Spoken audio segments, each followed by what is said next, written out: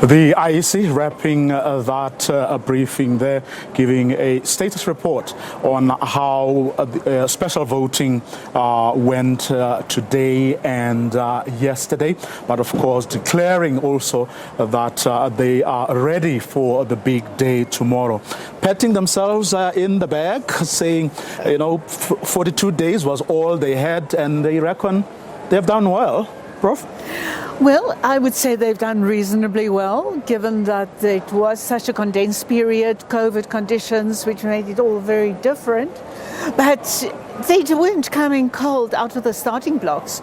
Even before there were possibilities of extensions, they were really basically things were in place. It's their job to have the essentials in place. So yes, I think it's a fair achievement, but that is what they're paid to do. They were just doing their work. They were supposed to be ready at any time. Prof? We all wish them well, but it's too early to express congratulatory notes now. Well, especially, concerned by their own admission, 140,000 voters whose details were not captured. But of course, they also pointed out that those people will not be disenfranchised. The law actually allows for those people to present some kind of proof, and then they will be allowed to vote. See, I have a lingering worry about over the amount of time that the IEC had to prepare for this election. You always have hiccups even under normal conditions for you. So to only have 42 days or so to compress all your preparations for me is quite worrisome. I hope nothing drastically bad happens, because if it does happen, then the decisions that they took, which they should not have taken, will come to haunt them. Because there was a lot of criticism that they took those decisions, especially opening registration for candidates and allowing for a weekend of registration when they were not forced to do that. They could have allowed people to register at municipal offices, right? So those decisions that were necessary, that add into the available slim time that was there, and adding to the busyness of these preparations, right? So those things were necessary. So if there are any serious hiccups, their credibility will be questioned yet again because of those decisions.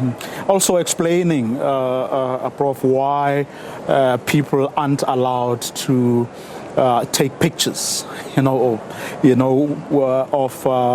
how they voted, how that is important because it goes into the integrity of an election. And I like the example because it's something we take for granted, or many people don't really understand that it's a rule, but why? And I think that example was very instructive of a domestic worker where people would say, go and vote in a particular way and you must show me the evidence, Yes, it is nice that this kind of emphatic statement comes with authority that gives protection of this type to vulnerable people who could be exposed to employers, whether it's domestic workers or any other kind, or to political principles. We know it's also a time of fracturing of political parties, and some people even are candidates for more than one party, 2 or 3 or 4 parties.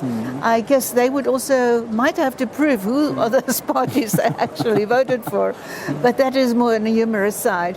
It's very important that people have the integrity of the ballot, or the secrecy of the ballot, guaranteed, and that the Commission and legislation help those people to get around to be able to stand up to possible people in authority.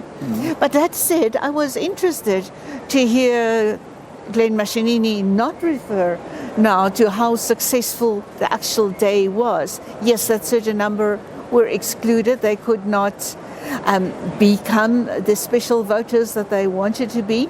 But given yesterday's disruptions that there were, for example, in KwaZulu-Natal, and I was very interested here Did any of that reoccur? Are we going to get lie detector reports at a later stage? Because this is really a dress rehearsal for what comes the rest of the rest of the period, and especially tomorrow. And we know, yes, in the past there have been many incidents, especially in the run-up to the elections. But then on election day, it is very calm and measured, and a process, and the protesters really go into the background and afford people the opportunity to vote. That will be a big test of this dress rehearsal. Did it come true? And we would have liked to get more granularity as to what exactly transpired today, because the credibility tomorrow is only one chance tomorrow to get it right. And it's also important given that the political context is so different. KwaZulu-Natal in July this year, there are forces that operate on the perimeters of our formal politics. And so I would have liked him to address that security issue as well, which he chose rather to do voter education 101. Okay, I want us to reflect a bit on the road up to this point, hours before the voting stations across the country open tomorrow morning at 7 a.m. For now, though, I want to go to the floor, and that is where my colleague Sophie Mkwena is standing by. We will continue our conversation after her interview with an election observer. Sophie? Thank you so much, Vuyo. Yes, indeed. You know that every election in the country, we do have people who visit South Africa to monitor or observe elections. But in this case, I have with me Justice Mr. Glass, who is the chair of the Electoral Commission in Tanzania. But also, as you are aware, that the different electoral organizations on the continent, even in the regions, they do have their own forum where they communicate and look at each other, you know, that peer review perhaps. And thank you for your time, Justice Douglas. Can you please tell us your organization, what is it all about, and why are you here? Yes, ours is a forum of the electoral commissions in the SADC region, or other SADC countries. And we are here to observe the local government elections scheduled on the 1st of November this year. Justice, you are here to observe. If you were to explain the relationship in terms of all these different electoral organizations in the SADC region, this forum, what is the role of this forum, particularly in times like this where you have elections in one of the member country or members of your forum? Yes, of course, the IEC South Africa did invite or extend invitation to the Electoral Commission's Forum, commonly referred to as ECF SADC, to observe elections in South Africa here. And our role is to observe the elections that will take place at a given time in the region. In this case, the pre-election period, and on the 1st of November this year, when the voting day or the election day will take place. So we are here in the first place to assess the readiness and the preparedness of the Electoral Commission of South Africa to conduct elections. What has been your observation, Justice? Yes, we have assessed, or we are also in the continuous process of assessing the readiness and preparedness of the IEC South Africa. 1, 2, we are similarly here to support the IEC in the conduct of elections, it being a family or a sister in the family of the electoral commissions in the SADC region. Indeed, we are here to observe. We are here to observe the environment and to examine the conditions in which the elections will take place. Similarly, just since your arrival, as you spoke about pre yes, and post, of course, yes, what has been your observation in terms of state of readiness of the Electoral Commission of South Africa? Yes, we have extensively engaged with IEC South Africa to access its preparedness, and we have similarly engaged few selected and key stakeholders, electoral stakeholders, drawn from the media, the academia, and an institution dealing with electoral issues. Yes. Thank you so much, Justice. Let's hope that our teams in different parts of the country, particularly here in Gauteng, will speak to you when you are visiting the polling stations tomorrow. Thank you so much. Thanks for your time, Chief. Okay, thank you very much. That was the Justice Semi-Sticklers talking about their role here in South Africa as they have arrived earlier to observe how IEC is doing its work as a member of the Forum of Electoral Officers or electoral organizations on the continent, but also particularly in this region, the SADC region. Over to you, Vuyo.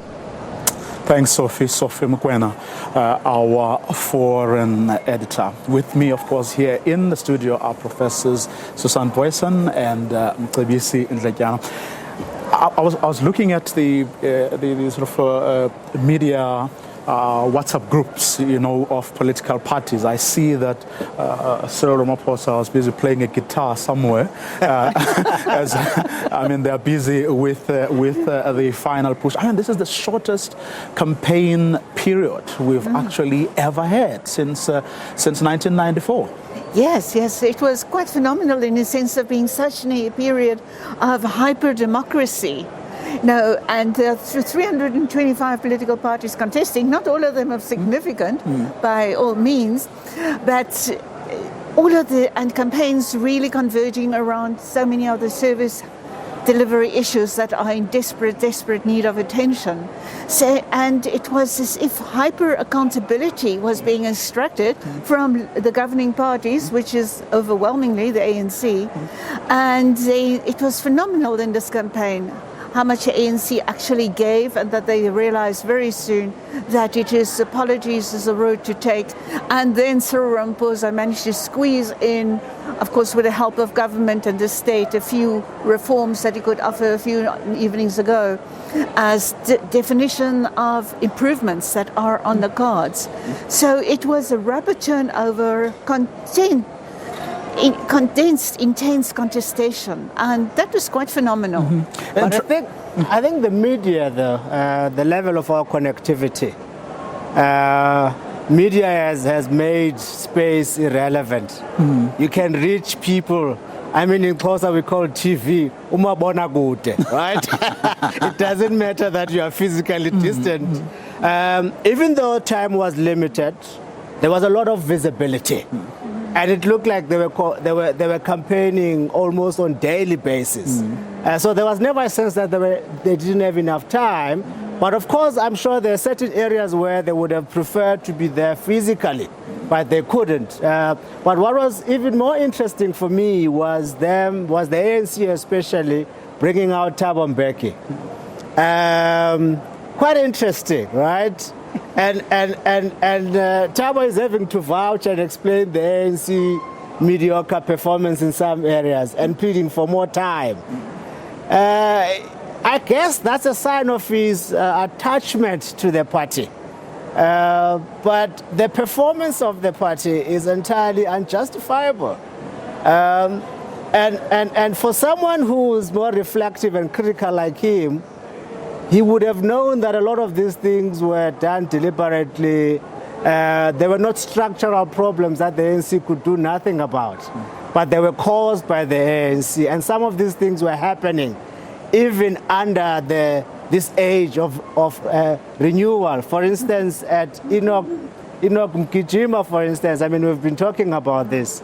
You had councillors opening an open patch of ground, pretending it was a stadium, that cost about 15 million rand. And these are the things that Thabo had to go and say, well, forgive that. And these are not isolated, rare events. They are commonplace, right? So it was quite interesting. I guess they are hoping that the Thabo Mbeki diehards, you know, the nostalgic type, will say, hey, Nangu Thabo Buyile, right? You go and vote for the ANC. But you know, he tried, but he doesn't have enough evidence to work with, because there is a great deal of inconsistency between trust the ANC, they will do well, but you compare to what they've been doing, you know, there's a lot of, but it was good for the ANC anyway to bring out the old man. Well, yes, Prof? Yes, yeah. I'm just thinking here that Cyril Ramaphosa, this campaign and the attempted resurrection of Thabo Mbeki showed to what extent the wheel has turned in the meantime, and the extent to which Cyril Ramaphosa is actually in charge. If one can look at the opinion polls those available, some are quite credible, and show how much more popular Cyril Ramaphosa is than the ANC. So he was paraded, and he actually, I believe, worked hard in this campaign, and he has that credibility. Thabo Mbeki doesn't really rate in the popular mobility and appeal ratings anymore. And so Cyril Ramaphosa was really the reinvention of the new dawn. At his closing speech, he talked about after darkness comes the dawn, and I was thinking, we have had several dawns now. But you see, but he does have that kind of credibility, and he works for the ANC. And the ANC's results, the positive results, will be motivated really to a large extent by his presence. But you see, that thing so shows how terrible the brand of the ANC has become. That it has to rely increasingly on personalities. Because previously the brand alone was great. You know, but now that you have to you know, put Cyril up there as the key guy, they are not saying vote for the ANC, they're saying vote for Cyril. So it will take quite some time. And what this also means, Vuyo, is that once Cyril's time has expired, you will need a similar credible character like Cyril, because the ANC alone as a brand is tarnished. So you will always have to be on the lookout for credible people who are even more popular than the ANC. Well, I mean, the other interesting thing for me is that it's not only the ANC that's more vulnerable and desperate even. The DA seems to be in a very similar boat, actually. Exactly. It's interesting. When Helen Zille did a populist thing almost a decade ago, it really worked for the DA and it helped expand the DA in a certain period, and she brought the independent Democrats, etc., and some credible black leaders at the time. She brought them on board. But when her time expired, her time really expired. Kiss them all and they're all gone now. Oh, yeah. and John Steenhuisen just doesn't quite cut it. And why, though? Have you been able to put a finger on that? You know, why is he was very prominent in Parliament, for example, the days of anti-Zuma mobilization, getting Zuma embarrassed in Parliament. And that seems to be conflated with a popular image. But then also in the aftermath of the previous election, there was this cleanup of Muzi Maimane and others were seen not to have performed. And that DA just had no political emotional intelligence in that. They didn't consider the implications. And Steenhuisen seems to be an okay person, but he hasn't got that political gravitas, that popular appeal. And it's so important for a party like the DA to have leadership that can relate to that broader audience out there that the DA so hopes to recruit. But it's not getting, and it's probably shrinking in this election. So it's either you have it or you don't have it. Exactly. He just doesn't have it. John doesn't have it. John is good on the attack. When he's attacked, when he has to defend, he's quite good at that. But he's not the kind of a guy you send out to entice people, to endear the party to people. He's a little bit whiny, and he thinks he's entitled. Unlike Cyril, Cyril is a good politician in that even when he is attacked, it is not his instinct to attack back and be defensive. John will attack you back. Cyril will apologize, will say, oh, I'm shocked, I didn't know, right? Or surprised. Or surprised. I mean, I don't know how many times he's been surprised. He knows, obviously, that he's conning us. But he's a politician, right? So he has to say what sticks. But with John, it's like, you're attacking me, I'm going to go for you. So he's not a good politician in that way. And also because once you have, I mean, he's an attack dog, or he's a manifestation of the kind of leadership that Helen wants to have in the DA. So once you had Helen back, and Helen had been brought back after these unflattering remarks about colonialism, attacking all sorts of people, once you have someone like that back, it was inevitable that you would have a leader with a similar orientation. So John is an extension of that conservative Helen. And of course, Helen is the godmother. I don't think John would have won without Helen. So what you have now in John is pretty much an affirmation of the conservative turn that they've taken. And John can't even sell conservative politics. That is why they've decided to go for racial baiting, because they really don't have an argument. He's there as your typical, white colonial commissioner of sorts to assure people of law and order, right? He's more about law and order and being tough, and we're going to stand up. So he's appealing to people who are fearful, who are frightened, who are scared about the future. He's not looking at enticing others into the party. We are going to talk about where you think this election is going to be won and lost.